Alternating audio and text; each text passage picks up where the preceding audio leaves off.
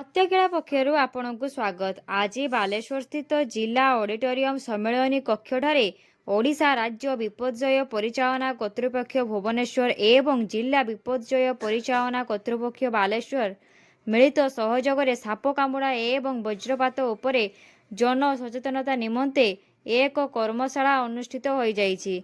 एथिरे मुख्य अतिथि भावे बालेश्वर अतिरिक्त जिलापाल राजस्व श्री हेमंत कुमार सिंह एवं अतिरिक्त जिलापाल श्री सुधाकर नायक साधारण जोग देइथिले। प्रारंभ में जिला जरूरीकालीन अधिकारी श्री साईकृष्ण जेना स्वागत भाषण प्रदान करी कर्मशालार आभिमुख्य संपर्क में उपस्थापना करथिले।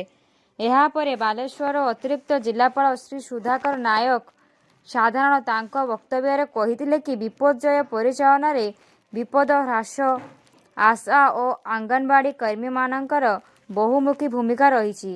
एही परिप्रेक्षी रे जिला जरूरीकालीन कार्यालय प्रकल्प अधिकारी श्री अवनीकांत भूइया और ओड्रा बाहिनीर सत्यप्रकाश पंडा पावर पॉइंट माध्यम साप कामुड़ा एवं वज्रपात उपरे सचेतनता निमंते समस्त विषय रे दलगत आलोचना करथिले।